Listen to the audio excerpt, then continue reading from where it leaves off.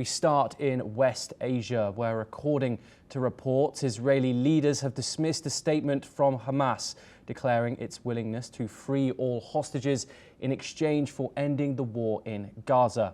Israel is planning to move ahead with its planned offensive in Gaza City, with the Israeli Defense Forces preparing to deploy more troops on the ground in western Gaza. Hamas had earlier agreed to enter into a comprehensive deal with Israel involving a prisoner exchange from both sides. Meanwhile, the Israeli Prime Minister's office has stated that the war can only end if all 5 of Israel's conditions are met. These include the release of all hostages, the disarmament of Hamas, the demilitarization of the Gaza Strip, Israeli security control in Gaza, and the establishment of an alternative civilian administration that does not indoctrinate for terror, does not dispatch terror, and does not pose a threat to Israel. We're now joined by Dr. Emmanuel Navon. He is an international relations lecturer at Tel Aviv University and senior fellow at the Jerusalem Institute for Strategy and Security. He joins us live from Tel Aviv now. Thank you very much, Dr. Navon, for joining us here on NewsX World and for taking the time. Israel has dismissed Hamas's proposal as quote-unquote more spin while intensifying operations in Gaza City. Do you think this risks undercutting the possibility of a ceasefire and even one that could save hostages? Well, the purpose is not a ceasefire. The purpose is victory. And what Hamas is offering is not Israel's victory. Hamas wants to stay in power. Hamas doesn't want to lay down its arms. And Hamas wants Israel to completely withdraw from the Gaza Strip. This is not acceptable for Israel. Israel is fighting this war to make sure that the threat of October 7 can never repeat itself again.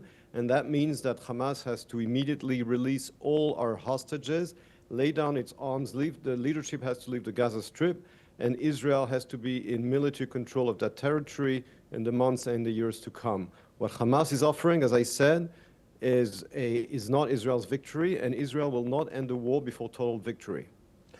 Dr. Navon, Hamas accepted a 60-day ceasefire weeks ago now, including hostage exchange provisions, which Israel has yet to respond to.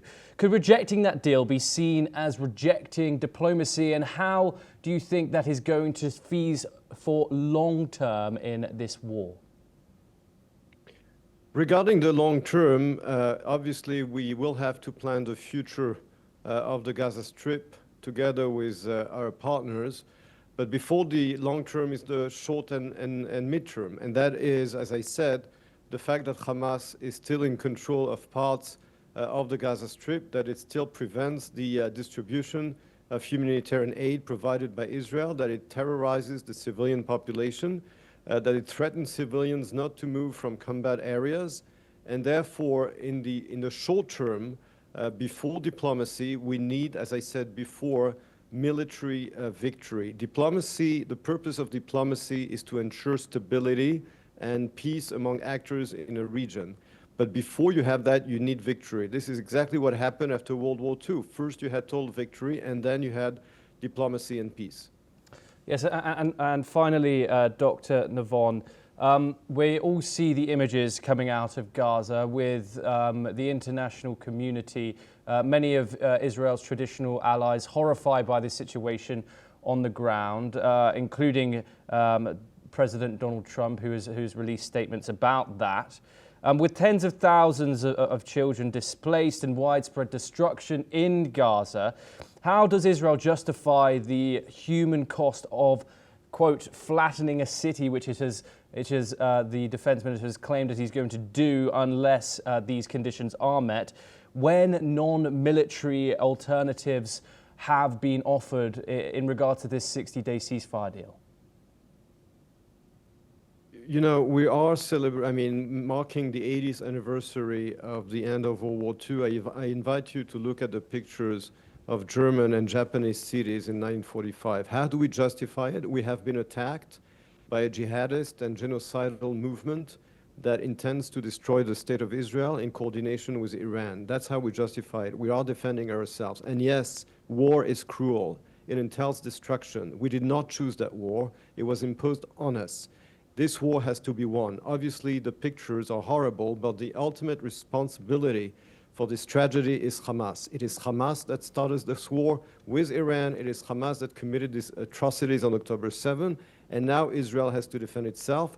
War is cruel. It entails destruction and death. That is a tragedy. But at the end of the day, Israel is justified to defend itself, and it will defend itself, and it will do so until total victory. We are aware of the cost in the meantime, but we will fight and continue this war until victory, no matter what. Dr. Emmanuel Navon, thank you very much for joining us and for taking the time.